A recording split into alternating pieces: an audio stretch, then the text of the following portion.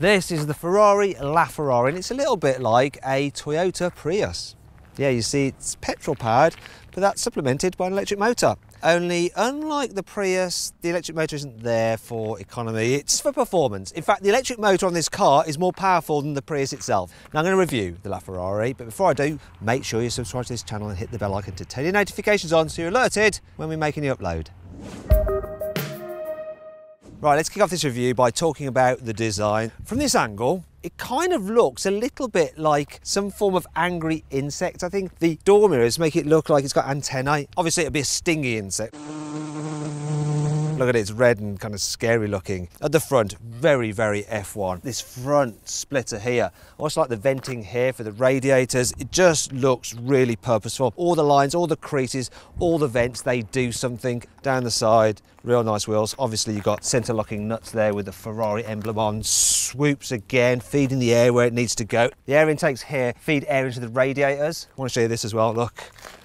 Classic hypercar butterfly doors. Makes getting in quite easy. Let's move to the rear. These vents here send air round and into the engine, and then you've got your clear engine cover there where you can see that beautiful V12. Round the back, the circular lights, of course, and you can see the workings in there as well through that grate. We've got carbon fibre, a diffuser here. This moves, it's active. So this car can produce 90 kilograms of downforce when you're going at 124 miles an hour, and that helps reduce drag but keeps it planted on the road. But in corners, it can increase that downforce to 360 kilograms to really help it grip.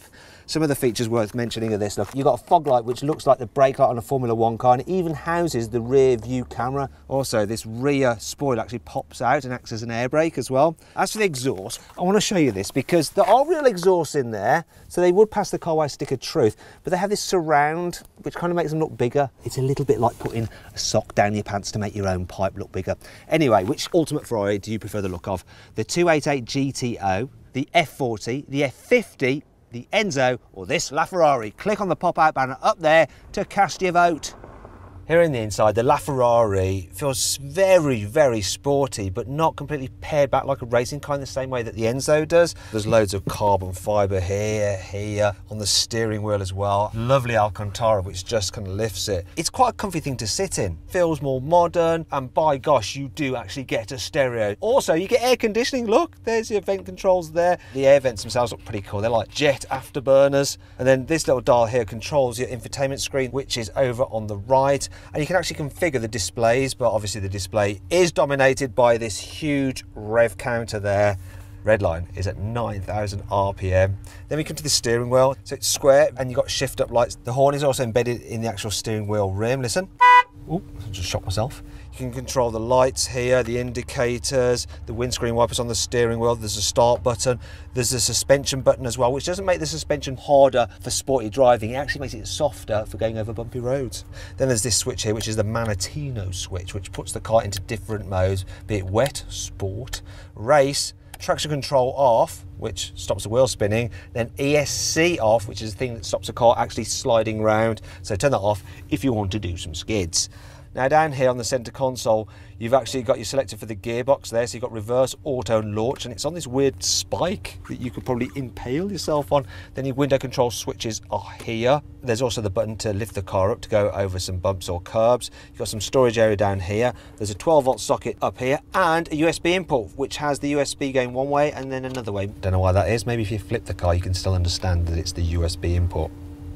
Also, there's a little plaque up there telling you that this is a limited edition car. One of 499 apparently. Gotta say, love the design of the seats and the feel of them as well. And you've got the Ferrari logo embossed in there. There's also a little storage area here. It's a glove box, which is only big enough for gloves. Unfortunately, I can't seem to shut it. It just won't, no, it doesn't shut. There's also a little luggage net there as well. And check out the floor mats. They're just rubberized nonsense stuck to the floor. Over here you have the door mirror controls, and then there's the button here for your electric charging socket, for opening the frunk and then another one for opening the fuel filler cap. Also use this control over here to control the left side of the digital display, which has all the things like trip times and all the racy stuff. Speaking of racy stuff, these seats are super comfy, but they're fixed. If you want to get comfortable and you're a little bit short or tall, then you actually move the pedal box either towards you or away from you by putting up this lever, and then of course you can move the steering wheel, and there is quite a lot of movement in it, as you can see. Now apparently the roof in the LaFerrari is about 30mm higher than in the Enzo, and that means that you can actually wear a helmet in it if you're of normal size. There's some other touches around the place, like the Italian flag here on the dash. Also, there's some buttons up here embedded in carbon fibre for things like locking the car or for turning off the alarm if it needs to be towed because you've run out of fuel. Rear view mirror feels quite nice and is made of carbon fibre. All in all, a very, very nice place to sit. It's got lots of emotion, lots of style, feels good quality, and it's surprisingly just comfy. When you open the front, you might think, wait a minute, there isn't one. Ah, there is, look, it's under here. It's not particularly large though. That's your lot. You do have this, look. It's the thing for doing those centre locking nuts. And that's your lot.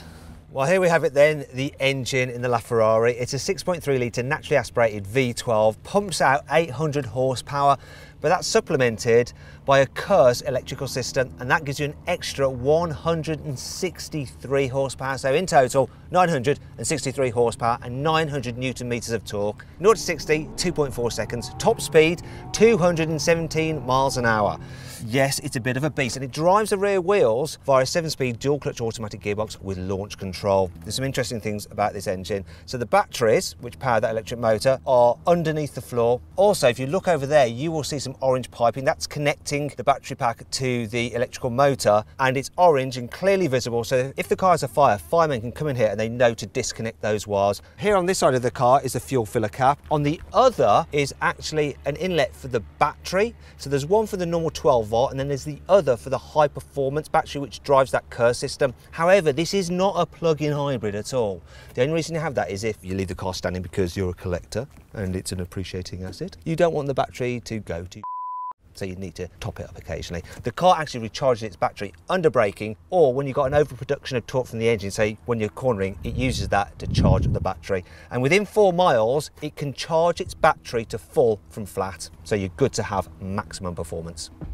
However, this car isn't perfect. Here's 5 annoying things about it. One of the problems with this engine bay cover is that it's quite heavy and it gets hot when you've been driving. So you go to check out your engine after you've had a good drive, you lift it up to here, realise that that's burning your fingers, you drop it, this goes down, smashes, and then you have to pay Ferrari 16 grand for their design fault. The batteries add 60 kilograms of weight to the car. In fact, the whole hybrid system weighs 143 kilograms. The total weight is 1,585 kilograms despite all that carbon fibre.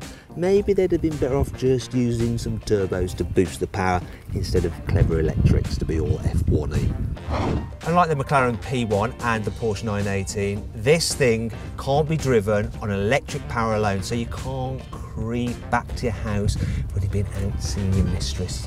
You will wake your wife up with that V12. This is the first Ferrari not to be designed with input from Pininfarina since the Dino, so it's kind of like the end of an era, though actually, depending on your viewpoint, that could be a good thing. Actually, let me know. Which do you think looks the best? This LaFerrari or the Enzo? Click up there to vote.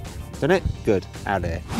You can only buy these tyres through a Ferrari dealer, which means mucho money. Yeah, you can't just go to your local Quick Fit or anything like that. Also, if you have a screw in the middle of it, you can't just have it repaired. They are ZR rated tyres. You will have to replace one. And then you'd have to replace the other one so you have the same amount of wear on each side of the tyres. So it all gets a little bit annoying, inconvenient and expensive. Thankfully, this car has plenty of cool features to help make up for all this. Here's 5. The carbon fibre chassis was designed by Ferrari's Formula 1 technical director, Mr. Rory Byrne. As you're driving along, air is forced into the engine intakes, and at high speed, that increases the horsepower of the engine by 5. As hot air from the engine bay escapes through these air vents, it actually creates a little bit of downforce for added grip.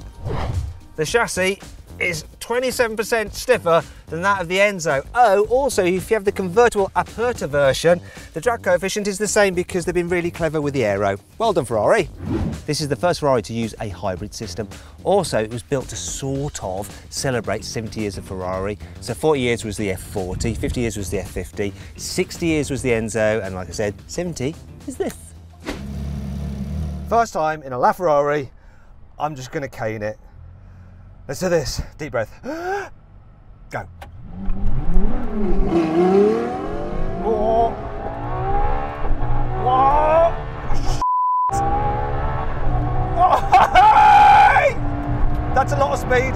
That's a lot of bloody speed. Whoa, whoa, whoa, whoa. Oh my God. Oh, the way it picks up because of that curve system giving you that boost. Now I'm on a runway, so I can't really explore the handling any more than doing this. Oh, that was a bit understeery there. Let's go again. Third gear. Oh, yes. Oh my God, super quick. Oh, wow. Wow. Well, that is that box definitely ticked. Right. What can I tell you? Let me get my brain back into gear. So what I'm going to do is third gear, hold it around 50 miles an hour. This is what happens when I just floor it from here. Whoa. Oh. Thank God for those shift lights. That's enough of that. Oh, it feels so quick. Brakes are good. Thank God for those carbon ceramics. It's so good. Okay, now what I'm going to do is a full emergency stop from 100 miles an hour. See what these brakes are like. Here we go. Oh, it stays nice and straight. Oh my God. Oh, I think I just gave myself a concussion. My goodness. If I had the means, I would very much like one of these, please. Oh, bugger it. Just one more go, why not? Launch it.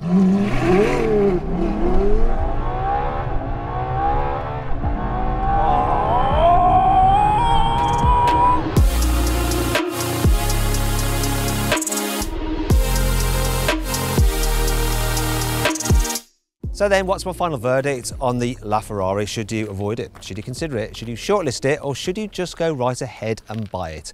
Well, yeah, if you can afford it, why would you not go right ahead and buy it? Or would you rather have a P1 or a 918 Spider? Which one? Click up there on the pop-up banner to cast your vote. I'll leave it up to you guys. I enjoyed it. See you later. Hey guys, hope you enjoyed the video. If you did, give it a thumbs up. Also, I just wanted to say a big thanks to Andrew here for sorting out the car for me to review. Now, if you click over there, you can go check out his channel and find out about a chance to win something, apparently. Yes, guys, you can win a free 1 hour drive in our brand new Lamborghini Aventador S Roadster, and you also get a free MacBook Air. So click over there, check it out.